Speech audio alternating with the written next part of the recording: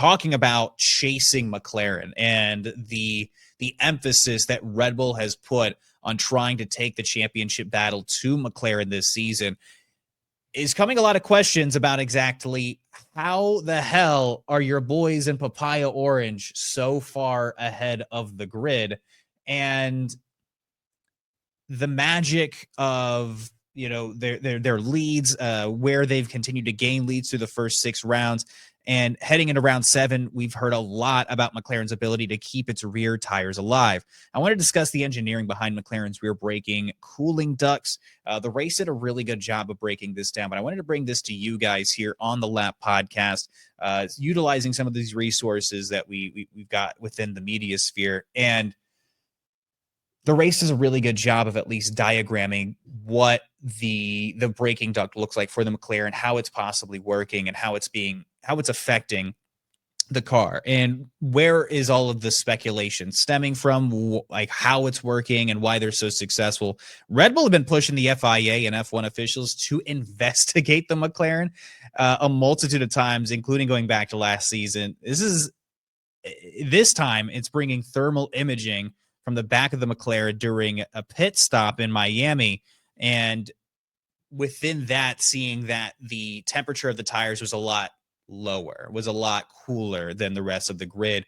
This and these elements that we're showing on screen as we speak, contributing massively to that effort. And I know you're enjoying the success anyway, but understanding how they have this success is really important. So part of their success has been a innovation on the back of the brake system. So you have your front brakes, you have your back brakes, their rear brakes, and the way that they preserve their rear tires has been fantastic this year. It seems to be what's separating them. And every member of the grid has some kind of engineering into this system. Yeah, like these are from around the grid, a couple of the other teams, McLaren, the top left, Red Bull, Mercedes, Ferrari. But the way that McLaren seem to have worked out the engineering has given you guys a massive advantage, cooling not just the brakes, but cooling the tires within the same process, getting it down effectively to an exact science, almost week in, week out, and higher temperature tracks like Miami was this past weekend, or at least this last race weekend. They've engineered it almost perfectly in order to get a 33-second advantage. The tire wear, the way the balance works, the way that the cooling ducts work, it all works interactively. Big tip of the cap to Rob Marshall, who engineered this down to this exact science. And basically, if you want to scroll back up here a little bit, Kevin, seeing where all the airflow goes, the yellow lines there effectively going inside the braking duct. They're cooling components within the internals here that also reach out into the tire, if I'm not mistaken. Side brake disc. And then the blue going into the air caliper on the bottom side of things as far as the actual braking system is concerned. Air cooling to the outside brake disc with that darker blue diagram, and then the green kind of just focusing on the rest of the components. And basically, every team has this system, but it's working in conjunction so well with how the airflow is moving over the body, how it's entering the ducts at the same time, how much is exiting at the same time. In my opinion, it's sick. This is something that every team has, but they don't have it down to the exact science that McLaren has. And I know I've basically just been spitting a bunch of like information at you, but any impressions on any of this? Good wheels go fast. No, I mean, it's something that we've talked about all year, is how well McLaren does at managing their tires, at managing the car, when other teams struggle through it. And it's something that you have been like, man, I don't know how McLaren manages their tires so well, and how they do such a good job of keeping pace for such a long period of time. Mm-hmm. And, you know, we look at something like this and we look at some of the other specs that McLaren is doing differently than others. Indy kind of gives you that reason. It kind of gives you that answer. And I think it shows that, look, it's not just, it helps having two incredible drivers. And we're not going to do that right now. It helps having two incredible drivers, but it really helps when you have a car that really is a super ship. It's an absolute rocket. and it's got all the right specifications to help on any given track on any given weekend. Yeah, I mean, and this is amid also protests from Red Bull, by the way. This is where it all kind of protests from Red Bull. Never heard that before. Oh yeah, but they've done this a lot over the. Hey, last you're year. winning. You can't win. We're protesting. But they've been protesting a lot because there have been speculations about.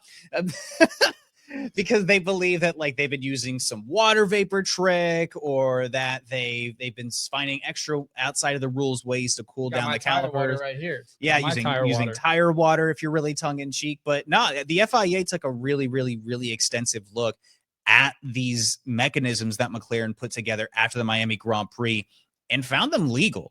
At the end of the day, what's working for McLaren is honestly just the insane level of engineering they put into this car, into how they developed the system. And I know I kind of rambled there and just kind of said a lot of like random, almost random little tidbits of this, but the protests by Red Bull have been very consistent. They've been very loud, and it's put a lot of stress and scrutiny under McLaren. But at the same time, man, they just keep coming out of these things clean.